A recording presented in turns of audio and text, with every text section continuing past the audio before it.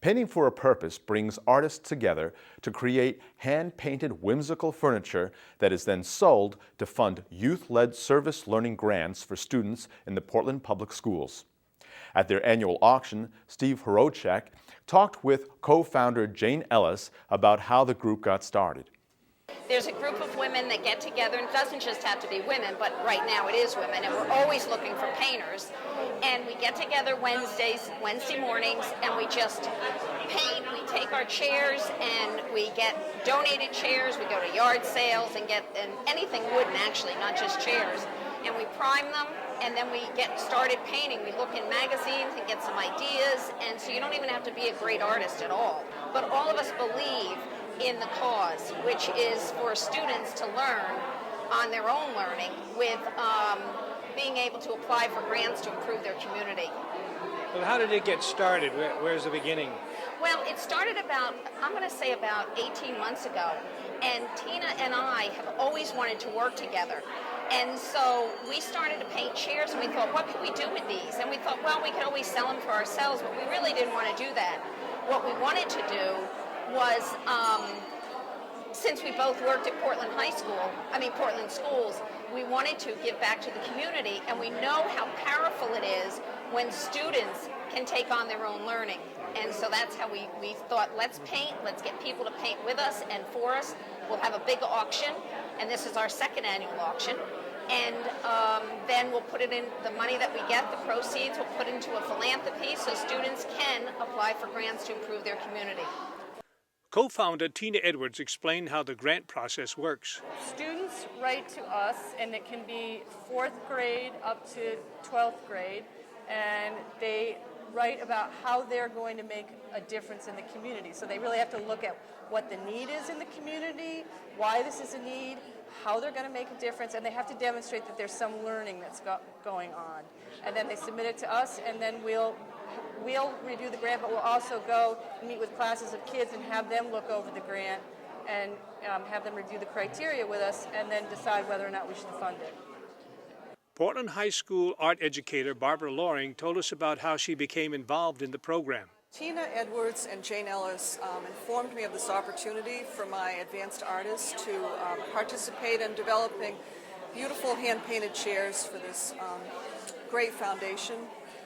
So we began working in early October. All of my students had really profound responses to their chair topics. We used acrylic paint, and there was a lot of layering and development of imagery. There were reference images that students selected that they could apply to these chairs.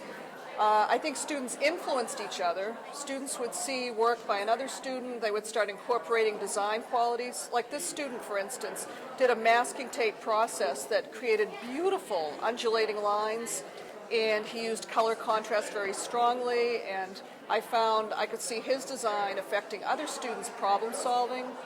Brittany Lacache is a student at Paths. My project, it's a chair, and I based it off of a lot of my favorite things. I used my two favorite colors, pink and black, and then I took elements from the Victorian era, which was lace, and I also used a cameo design because the Victorian era is really important to me, and it's something that I have a really strong interest in. And I felt using the ideas and the concepts that I put into the chair, I could really show myself through my work. Casco Bay High School student Allegra Shortle talked about her project. I work at the fashion marketing program. I've been there for 2 years, and I decided that this would be a good idea to just explore new mediums. Instead of sewing, that I would try painting a chair. It was a hard time trying to figure out what I was going to paint my chair because I have like this spooky fusion going on, and so it's just like I like flowers and stuff, and I like spooky stuff, so I'm going to combine both of those in my chair. Jane Ellis talked about the projects Painting for a Purpose has funded. Some of the projects that we've had from the students, we've had, I believe from LISEF, that they wanted more lettuce in their lunches, so they started a garden to grow salad and other vegetables. Another one from West School on Douglas Street wanted, they had adult ed there because some of the adult ed classes are held there, and the students saw that the adult students only have like a few minutes to get a snack in between classes. So what they wanted to do was the West School students wanted to make healthy snacks for them so that they could get healthy snacks as opposed to just vending machine snacks. Schools are on such tight budgets that $500 can really go a long way, and that's what we want them to do, is really be creative in their thinking about it. Painting for a Purpose is philanthropy through furniture, giving students an opportunity to become involved with their community. This is Steve Horowczyk for Community Update.